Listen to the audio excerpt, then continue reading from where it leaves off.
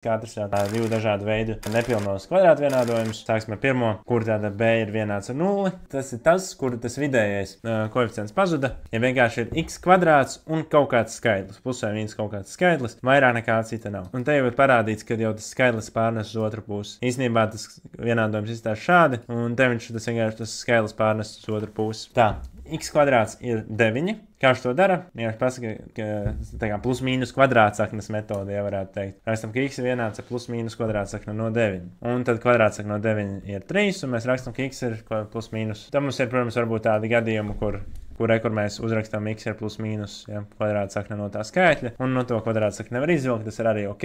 Šāda atbilde arī paliek, un tā ir pati precīzākā. Tīklīdz mēs ieraugam, ka x kvadrāts ir vienāds ar negatīvu skaitli, tad mēs automātiski varam uzrakstīt, ja, tukšu kopu, vai x pieder tukšai kopai, kā jums skolotājs rāda, un, ja, nevar tālāk atrisināt, jo nav tāda skaitļa, kuru kāpinot kvadrātā, mēs varam iegūt negatīvu skaitli. Ok, un otrs variants ir, ja šitam x kvadrātam pieliek kaut kādu ciparu priekšā, šajā gadījumā tas ir 2. Un ko mēs darām? Mēs automātiski vienkārši izdalām ar to skaitli, kas ir priekšā tam x kvadrātam, ja, jo tādā gadījumā mēs viņu likvidējam, un ja, tad mēs atgriežamies pie iepriekšējā varianta, kad x ir vienāds ar plus mīnus kvadrātsakne no 4, un kvadrātsakne no 4 ir 2, tātad plus mīnus 2. Un pēdējais, kurš skolēni bēdz baigi sabīties, ja tu esi ticis šitik tālu, tev likās noderīgi, tad būšu ļoti pateicīgs, ja tu uzspiedīsi pogu abonēt jeb subscribe, lai es varu turpināt palīdzēt tev uzlabot savas matemātikas zināšanas.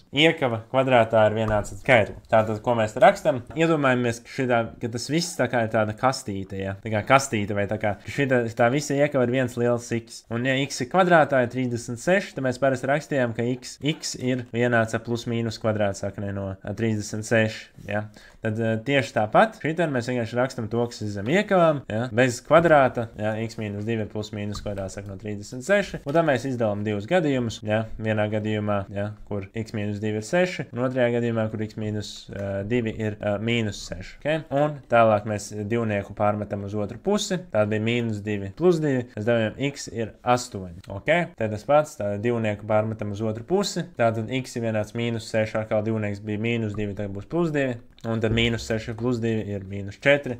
Un atbilde ir 8 vai mīnus 4. Nu, brīnišķīgi. Un tad mēs apstīsim nepilnos kvadrātvienādojumus, ka trūkst šis pēdējais brīvais loceklis ir c. Ja? Jeb tad, kad c ir 0. Un kā tas izskatās, tas ir tas gadījums, kad, redzēt, ir x kvadrāts ar x, bet nav tas pēdējais. Ja? Vai tu zināji, ka es tieši šim video esmu uztaisījis treniņu uzdevumus un atrisinājumus? Ej uz skolu.com/matemātika un pievienojies pilnīgi bez maksas un iegūsti īsts video treniņu uzdevumus un atrisinājumus par visām tēmām, sākot no 7. klases līdz pat vidusskolai. Iespējams, nākotnē būs arī citām klasēm, bet dodies uz skolu.com/matemātika vai pirmais links aprakstā. Un te mēs redzam uzreiz, ka te mums ir kopīgs reizinātājs x, ja, kas būs jebkurā nepilnajā kvadrātvienādojumā, kur trūkst tie pēdējais loceklis. Tas nozīmē, ka katrs saskaitāmais satur x, un mēs viņu velkam ārā momentāli. Un tam mums paliek iekavās, ja, no x kvadrāta mēs atņēmām x, palikt tikai x, un no bx mēs atņēmām x, tā kā palikt tikai b. Šādi te ir vienāds ar 0, un ko mēs te iegūstam? Mēs iegūstam reizinājumu. Tas ir reizinājums. Šitas ir viens reizinātājs, un šitas ir otrs. Un tagad mēs tādu loģisku spriedumu taisam. Tātad tagad mums ir uzrakstīts, ka reizinājums ir vienāds ar 0. Un tā padomājam. Tātad vienīgais veids, kā reizinājums var būt 0, ir, ja viens no reizinātājiem ir 0. Ja?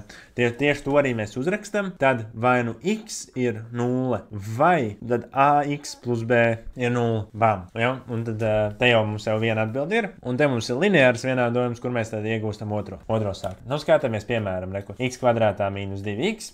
Mēs uzreiz saprotam, ka tas ir nepilnais kvadrātvienādojums, un viņam trūkst šis brīvais loceklis. Vienādojumos, ja var sadalīt reizinātājos, visu to izteiks, tas ir obligāti jādara. Jo tad var izmantot šo te paņēmienu, ka reizinājums ir vienāds ar 0. Ja? To mēs arī izdarām. Mēs paņemam x-iņu pirms iekavām, no x kvadrāta palika tikai x, un no 2x palika tikai 2. Ok, un tas ir vienāds ar 0. Un tad mēs veicam šo te spriedumu, ka vai nu viens reizinātājs ir 0, vai otrais reizinātājs ir 0. Šādi te bam. Okay? Jā, reku vienu atbildi jau mēs ieguvām, un te mēs divnieku pārmetam uz otru pusi. Tad, ja bija -2, tad tagad būs +2, un tāda mums te ir tā atbilde. Ok, un skatāmies vēl vienu šo piemēru vai parādīt, tāpēc, jo šajā gadījumā teorētiski varētu arī 2x izvilkt pirms iekavām, ja, un x + 2, kas arī ir labi, ja, bet tā kā, tas nav obligāti, un, jā, tā kā tas ir tāds pluspunktiņš, ja, tā kā no skolotājs plus rep, ja, bet pa lielam var iztikt tikai ar x, ja. Atceramies, ka, ja ir nepilnais kvadrātvienādojums, ja katram saskaitāmajam ir x, tad mēs viņu obligāti uzreiz metam ārā pirms iekavām, šādi te,